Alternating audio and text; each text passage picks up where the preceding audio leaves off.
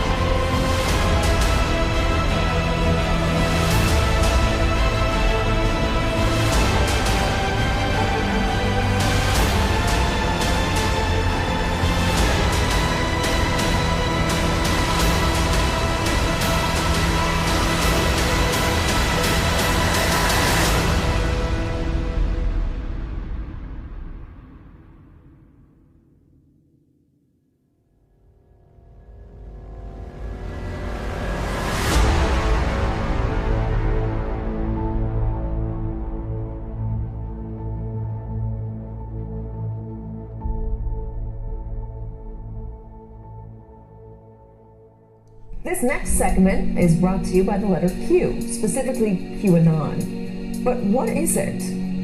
It's called QAnon, a fringe conspiracy theory that some political analysts have likened to an online religion based on anonymous postings on an internet message board. More people don't trust the mainstream information coming in more than ever. And it's gotten to the point, it's snowballing. The theory started less than a year after President Trump was elected, but as we've learned in our reporting, this is actually becoming a political movement, not just online. Are you holding a big red, white, and blue Q? Why do you have that? It's a movement, man. It's the shift. I can feel it coming. Some call it the Great Awakening. You're wearing a shirt that says Q, WWG, 1WGA. What does that mean? It means where we go one, we go all. QAnon is the people that believe in what Trump's trying to do to change our country. But for many supporters, Where we go one, we go all. Q is simply a means to the truth. Morgan, this seems like it's kind of spreading in ways that you wouldn't expect. It's spreading and it's growing, Mika. But they are part of a group online Where there's an army, they're called Anons, QAnon, that they're anonymous, but they're all on the same track, looking for the truth, digging, making YouTube channels. Boom, there's all these YouTube, and they're all popping up. They're becoming the new news, the real news. It is alleged that reports and stories were planted in the media, other reports were altered or pulled on the instruction of the CIA, and that many newspapers and TV stations had CIA agents embedded within them. This would mean that the CIA could manipulate the news in the United States by channeling it through some foreign country. And that's something that Nazi Germany would have done and did do. I think it's a disgrace that information that was false and fake and never happened got released to the public.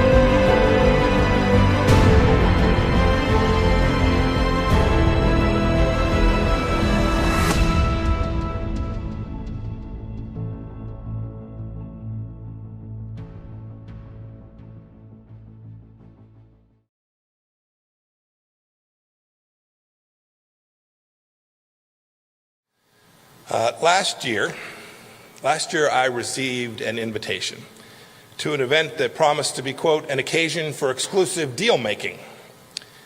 It said, quote, the opportunities for mutually beneficial economic development between China and our individual states are tremendous, end of quote. Deal making sounds like it might have come from President Trump, but the invitation was actually from a former governor. I was being invited to the U.S.-China Governors Collaboration Summit. It was an event co-hosted by the National Governors Association and something called the Chinese People's Association for Friendship and Foreign Countries. Sounds pretty harmless. What the invitation did not say is that the group I just mentioned, is the public face of the Chinese Communist Party's official foreign influence agency, the United Front Work Department. Now, I was lucky. I was familiar with that organization from my time as the director of the Central Intelligence Agency, but it got me thinking, how many of you made the link between that group and Chinese Communist Party officials? What if you made a new friend while you were at that event? What if your new friend asked you for introductions to other politically connected and powerful people?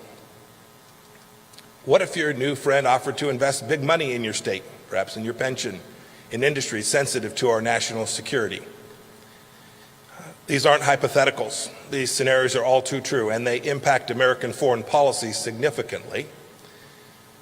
Indeed, last year, a Chinese government-backed think tank in Beijing produced a report that assessed all 50 of America's governors on their attitudes towards China. They labeled each of you friendly, hardline, or ambiguous. I'll let you decide where you think you belong. Someone in China already has. Many of you, indeed, in that report are referenced by name. So here's the lesson.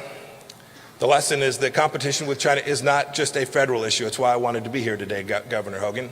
It's happening in your states with consequences for our foreign policy, for the citizens that reside in your states, and indeed for each of you. And in fact, whether you're viewed by the CCP as friendly or hardline, know that it's working you. Know that it's working the team around you. Competition with China is happening inside of your state, and it affects our capacity to perform America's vital national security functions.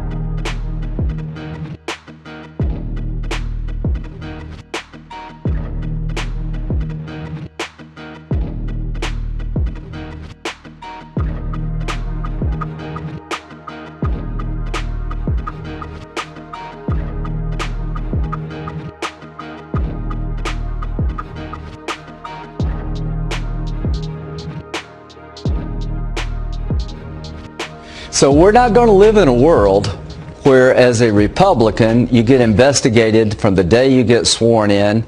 3 years later, they're still coming after you. Here's what amazes me.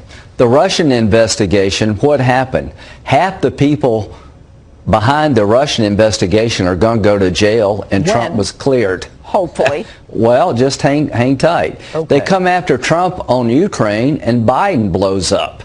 So every time they throw a rock at Trump, they get hit. So here's what we should look at. Why did the State Department not act when they were told about the conflict of interest with Hunter Biden regarding the Ukraine, right? Right. Who is the whistleblower? Does he have contacts on Schiff's staff? Did Colonel Vindeman leak information to the whistleblower? Right. And as to the FISA warrant, how could you sign the warrant 4 times and not know the whole thing was off the rails? That's where I come in. Okay, so you're going to do something, because even the head of the FISA court said it was wrong. It was not predicated on probable cause. You know the whole thing. So you're going to do something. You want to tell us what you're going to do? Yeah, I'm going to give a list of witnesses to the Department of Justice that I want to call. It's going to be the case agent. I want to find out how this thing got so screwed up. Why didn't they tell about the Russian source who said, you know, the dossier is not reliable. That's How right. could it be possible that it never goes up to the top? I want to know what Obama knew about this investigation. I want to call Rosenstein, Sally Yates, Comey and McCabe, and all the people who worked on this case to find out how it got so off the rails and make sure it never happens again. And I want to know who in the White House knew about this counterintelligence investigation against the Republican nominee.